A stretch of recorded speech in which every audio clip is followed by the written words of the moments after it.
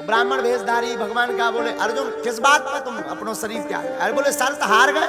शर्त थी कि पुल हम बना रहे बाणों से, अगर ये तोड़ देंगे तो हमें मरना पड़ेगा, तो हम अपने शरीर को त्याग रहे हैं, जलाकर भस्म कर रहे हैं। और धन्य रे ब्राह्मण देवता रूपी ठाकुर जी बोले जल्दी करो।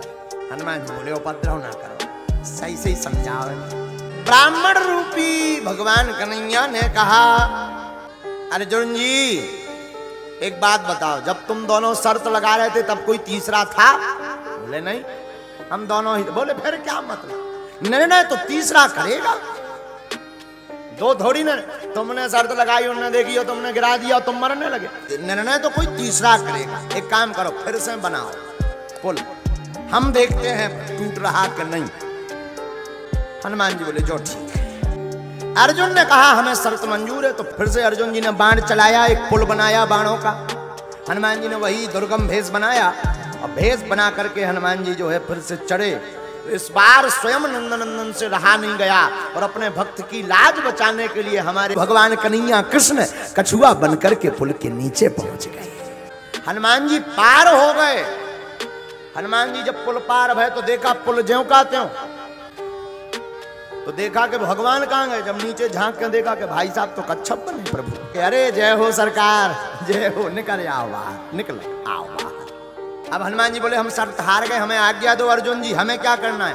अर्जुन जी आज्ञा देने ही लगे तब तक भगवान बोले रोको, अब नहीं, बाद में जब जरूरत पड़ेगी इन्हें मौका के लिए रखो। और हमने सुना है महाभारत में जब युद्ध रचने के लिए जाने लगे और भरगम सेनाओं का आक्रमण होने लगा, तब भगवान ने कहा कि अर्जुन अब हनुमान जी को बुलाओ।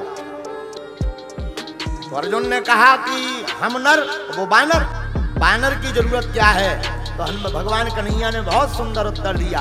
अरे बोले त्रेता युग में हम भी नारायण थे, जब नारायण को इस बानर की जरूरत पड़ी तो तुम्हें क्यों ना जरूरत लगे? तो बुलाओ।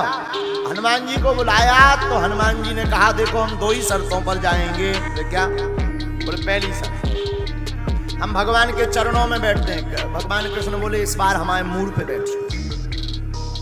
बोले दूसरी शर्त कि हम जब भी युद्ध में जाए तो बीच बीच में हमें कथा सुनना है। भगवान बोले कोई बात नहीं, चलो चलो हम वचन दे रहे हैं, हम सुनाएंगे। हनुमान जी आए तो हनुमान जी इस बार चरणों में नहीं बैठे, ध्वज पर आकर के बैठ गए। इसलिए अर्जुन के रथ का नाम पड़ गया कपिध्वज। आप लोगों को लग रहा होगा कि भगवान ने गीता का उपदेश अर्जुन के मोह भंग के लिए किया। हमें तो लगता है हनुमान जी को कथा सुनाने के लिए गीता का उपदेश भगवान कन्हैया ने किया। युद्ध के मध्य में एक और घटना घटी।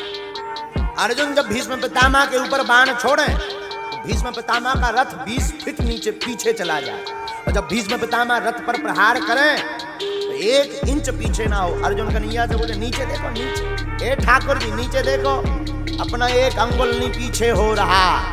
भगवान कन्हैया बोले ऊपर देखो, जो थामे हुए हैं। जब युद्ध हो गया पूर्ण तो भगवान ने सबसे पहले अर्जुन से कहा तुम उतरो। अर्जुन बोले नहीं नहीं नहीं आप नहीं उतरो। सबसे पहले अर्जुन, अर्जुन के बाद भगवान कन्हैया और कन्हैया के बाद हनुमान जी। जैसे ही हनुमान जी उतरे सोई रथ में अग्नि लग गई, आग लग गई रथ में। अर्जुन बोले यार ये रथ कैसे जल गया? भगवान बोले जल तो ये बहुत पहले गया था, लेकिन कपिध्वज में श्री हनुमान जी बैठे थे। ये वही हनुमान जी हैं कहीं राक्षसों के घर जाकर के लंका जलाते हैं और भक्तों की लंका बचाते हैं।